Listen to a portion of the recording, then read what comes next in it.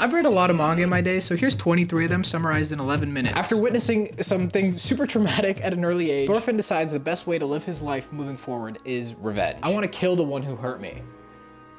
Is that actually the best thing to do though? Vinland Saga is thrilling, well written, and has an interesting philosophy on what it means to be a true warrior. So you're broke. Really broke. I mean, so dirt poor to the point where you gotta sell your nuts. Chainsaw Man follows the story of Denji. He lives in a world inhabited by humans and devils. And after dying and merging with his dog Pochita, who is the Chainsaw Devil, he reawakens as the Chainsaw Man and is quickly hunted down by this girl named Makima. Makima gives him two choices. You can either die right here as a devil or come be my pet and live as a human. Denji's life completely changes because of this. He now has friends, he gets to eat toast, he has a job killing devils, and he even gets to have some alone time with Makima. This series is brutal, it's really edgy, and it has some insane twists and turns. Good night, Pun Pun. You're a young kid.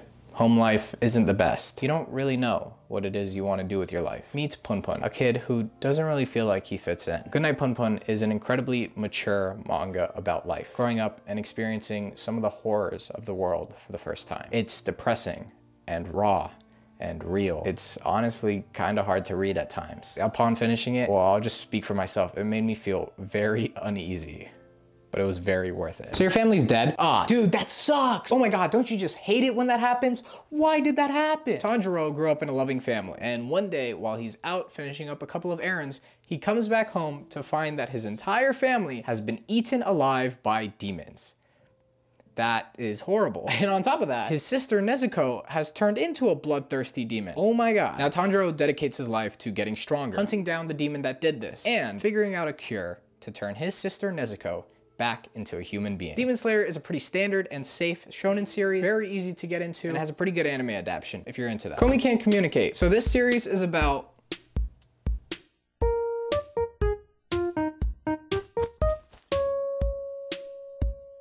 No, just kidding. Komi Can't Communicate is a slice of life series about a very shy teenage girl who really struggles with interacting with people, but has a goal of wanting to make 100 friends. This story is cute, it's wholesome, and it has plenty of content in the series. Literally, this thing is over 400 chapters long, and it's still releasing more and more chapters every single week. Oh my God. Don da Don. Aliens are real, but ghosts aren't. No. Ghosts are real and aliens aren't. These two have opposing opinions and want to prove each other wrong. Turns out they're both wrong because aliens and ghosts exist in this world. This story is wild, it's incredibly fun, and it's just super wacky. You don't believe me? Cool, that's fine, that's fine. Let me just tell you one of the main goals in the series, getting this kid's balls back. That's a thing that happens in this manga. It's crazy. Orphans, lots and lots of orphans, orphans everywhere. There's so many orphans. The Promised Neverland. Life at this orphanage is pretty cool. Who could ask for anything better? I mean, we got everything you could ever need here. This place is awesome. This place is amazing. What's on the other side of these walls? Who knows? It doesn't matter because this place is great. Why would we even need to go on the other side of this wall? Oh my God, look at this. One of the orphans is about to get adopted. That's so great for them. They're gonna have such an amazing life. What happened? Promised Neverland seems like a cute story, but that's what it wants you to think. This story has an incredibly dark premise, and honestly, I don't even want to spoil you on it. Just trust me and check it out. One Punch Man. 100 push-ups, 100 sit-ups, 100 squats, and a 10-kilometer run every single day. That is the workout routine for Saitama, the strongest hero in the entire world. With his awesome strength, he is able to fight monsters and beat any of them in just one punch. It freaking sucks, dude. One Punch Man is a satirical comedy series all about the superhero genre. It is incredibly funny, super action-packed, and has some incredible artwork to back it up. No Joker from the 2019 film entitled Joker. My life is in fact not a comedy like yours. It is a tragedy. Tokyo Ghoul. This is Ken Kaneki, and his life sucks. After scoring a date with a smoking hot chick, Ken Kaneki quickly finds out that this woman is a ghoul who wants to eat him, and only went on this date because she wants to eat him, and he is going to die. Oh my God, this is incredibly horrible. Except, that's not what happens. Ken Kaneki doesn't die because for some reason, a bunch of steel beams fall on top of the woman, killing her. But he is also in critical condition. So he is rushed to the hospital, and the doctors are like, dude, what are we gonna do? This dude is going to die. So let's put this girl's organs inside of him. And now he has become a half human, half ghoul. And humans don't like ghouls. They wanna kill him.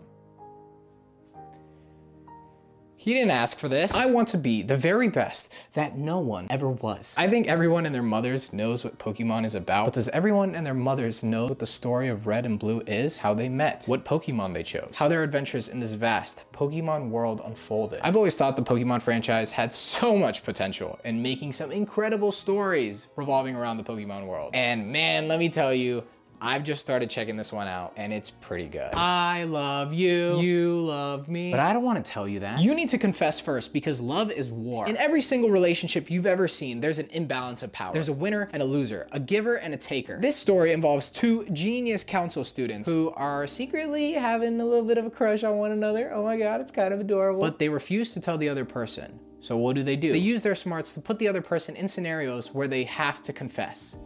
They just have to. This is one of my favorite romantic comedy slice of life series. It doesn't get better than this, ladies and gentlemen. It's funny, adorable, and has some amazing moments. Oh my God. Definitely, if you've been thinking about reading a romance series, you can't go wrong with this one. Berserk, often regarded as the greatest manga ever created. This story is beautiful. It's dark. And it's about two really good friends who stop being really good friends. If you're thinking about reading the series, check it out. Peak, sorry, One Piece. Monkey D. Luffy has a dream of becoming king of the pirates. How's he gonna do that? What does that even mean? He's gonna set sail, create a pirate crew for himself, beat every single person who stands in his way, and claim the mysterious treasure called the One Piece. The One Piece is a treasure that was left behind by the previous king of the pirates before he died. This story is incredibly long, and honestly, how do you even summarize something like this? It has over 1,000 chapters right now, and it's still going. And my best advice for anyone who's gonna read this is if you like adventure, wacky story, and falling in love with a bunch of really amazing and compelling characters, enjoy the ride. Don't focus on finishing it. Just be like Luffy and the crew and have as much fun as you can as you embark on the journey alongside Luffy and the gang to go and find the One Piece. It's pretty good, dude. Go check it out. 20th Century Boys. You remember back in the day when you and your homies used to play outside and you just didn't have a care in the world, and you would come up with different stories about how one day you guys were gonna band together and save the world. What? That's not what you did? Dude, you missed out. 20th Century Boys is about a group of friends, and when they were little, they made a story about how the world was going to be under attack by a villain, and the gang was going to reunite, save the world, and become heroes. What a silly thought. Oh my God, these kids have such an active imagination. That would never happen. But what if it did? It's been many years since then. Everyone is a lot older now, and something weird is happening in the world. This is a story about friendship, remembering the past, and living up to the person you wanted to become. Jujutsu Kaisen. This is a story about Satoru Gojo. Vagabond. Do you know the story of Miyamoto Musashi, the greatest samurai to have ever lived? Well, thankfully, they took his life and turned it into one of the greatest mangas ever created. This is a beautiful story about a boy becoming a man as he spends his days getting stronger, and somewhere down the line, even starts to understand what it really means to live. This is one of the greatest mangas that's ever been made. Highly recommended. Pluto. In a world where humans and robots coexist, there's racism, discrimination. I don't want these robots around. The 7 most advanced robots in the entire world are being hunted down and assassinated.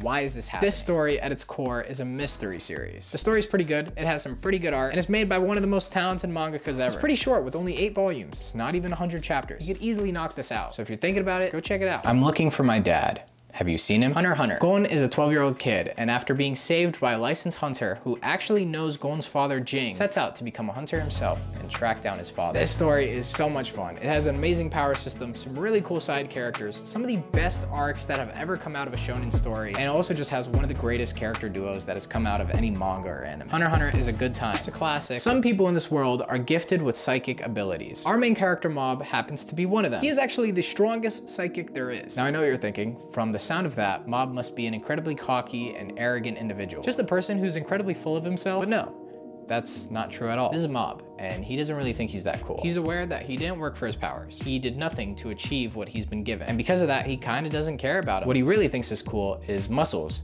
and people who can run marathons. What Mob wants to do is change. He wants to change himself. He doesn't want to rely on the gifts he's been given to carry him through life, but rather he wants to push himself to become better in the areas that he lacks. This is a story about self-improvement and what it really means to change yourself as an individual. It's awesome. It's pretty awesome. It's pretty awesome. And honestly, it's pretty awesome. JoJo's Bizarre Adventure Part 1. What are you doing, step bro? No, okay, I'm gonna do that again. JoJo's Bizarre Adventure Part 1. This is a story about Jonathan Joestar and Dio Brando. These two are step siblings that honestly hate living with one another. Dio, right after meeting Jonathan, beats up his dog. Why?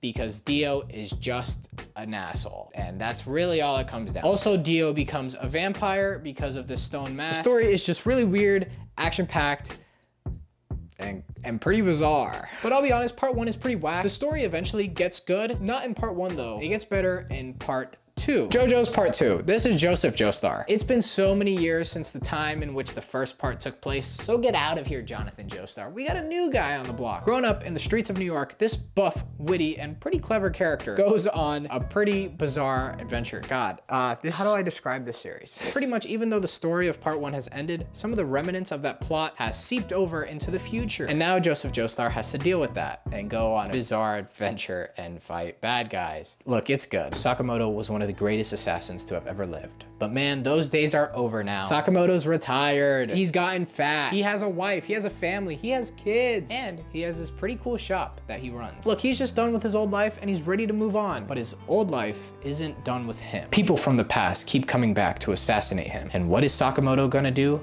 Kick their butt, of course, in some of the craziest ways possible. This series is goofy and just has some incredibly wild battles. This is the series that I'm currently reading through on my own time, and man, it is just dumb fun. Blue Lock. Ego. That's what it takes. That's what you must have to become the greatest striker in the world. But tennis, soccer is a team sport. We're supposed to work together. No, fuck you, I'm better. Hisugi is a pretty good soccer player, and as a result, he gets invited to join this program called Blue Lock. This is a program set up to create Japan an incredibly skilled and egotistical striker. Because we all know some of the best strikers in the world are egotistical and very full of themselves. There are 300 players participating in the Blue Lock program, but only one of them is going to be able to make it. If you like soccer or sports series in general, you should definitely check it out. That was a bunch of manga. Now you gotta go read them. Anyway, subscribe and go watch some of my other videos. See you guys.